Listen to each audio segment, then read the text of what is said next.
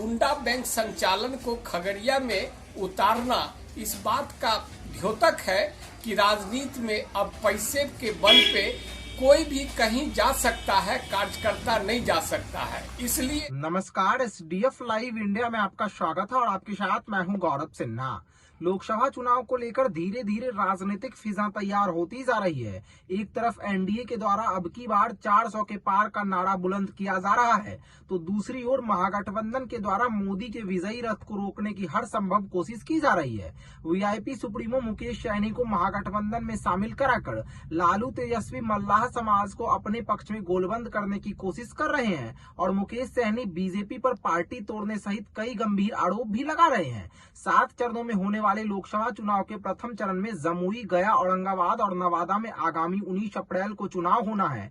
तीसरी बार जीत की तहरीर लिखने के लिए प्रधानमंत्री नरेंद्र मोदी का पहले जमुई और उसके बाद नवादा में चुनावी दौर हो चुका है। सभाओं में भीड़ देखकर एनडीए के नेता गदगद दिख रहे हैं। तेजस्वी और मुकेश सहनी जहां मोदी और सीएम नीतीश कुमार को टारगेट कर रहे हैं, वहीं पीएम नरेंद्र मोदी और सीएम नीतीश कुमार लोगों को लालू राबड़ी के जंगल राज की याद दिला रहे हैं। लेकिन इन सब के बीच जमीनी और समर्पित कार्यकर्ताओं नेताओं को दरकिनार कर लोजपा रामविलास सुप्रीमो चिराग पासवान ने बाहरी और हीरा कारोबारी जैसे लोगों पर भरोसा क्यों जताया, इसको लेकर तरह तरह के सवाल उठ रहे हैं। बाहरी और दगा देने वालों को चिराग ने टिकट क्यों दिया, यह तो वह और उनके प्रत्याशी ही जाने। लेकिन समस्तीपुर और खगड़िया में चिराग के फैसले और प्रत्याशी के चयन को लेकर जिस तरह आम जनता की नाराजगी दिख रही है, उसे देखकर यही कहा जा सकता है कि इस बार खगड़िया में लोजपा के लिए जीत का हैट्रिक लगाना तो मुश्किल होगा ही, समस्तीपुर में भी पासवान बिरादरी के आक्रोश का सामना संभवी चौधरी को करना पड़ सकता है। हालांकि ऐसा भी नहीं है कि जमुई और वैशाली में प्रत्याशी को लेकर नाराजगी नहीं है।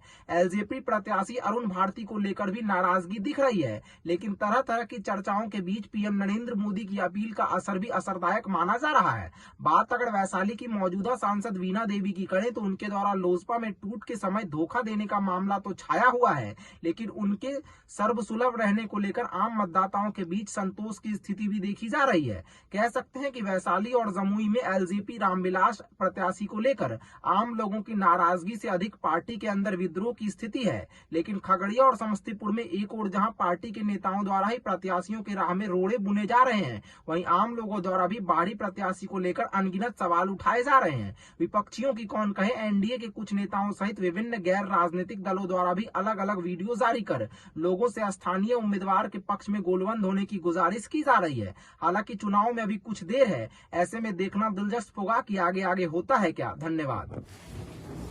खगड़िया की अस्मिता, इज्जत और प्रतिष्ठा को चिराग पासवान ने सिर्फ नहीं बेचा, अपने पुरखों और अपने आदरणीय पिता श्री रामविलास पासवान के कर्मभूमि जन्मभूमि के इज्जत को भी नीलाम कर दिया है। क्षेत्र के कार्यकर्ता को यदि सामाजिक कार्यकर्ता को यदि टिकट मिलता तो लोगों में एक आस्था और उम्मीद जगती।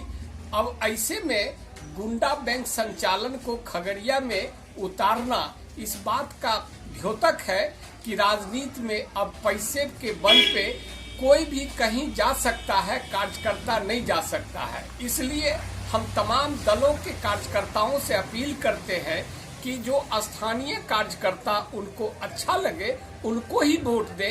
बिहार किसान मंच भी चाहता है कि स्थानीय उम्मीदवार को ही आप वोट दें, ताकि स्थानीय कार्यकर्ता का मनोबल बढ़ेगा। राजनीति से और पार्टीगत राजनीति से लोगों का वो भंग नहीं होगा।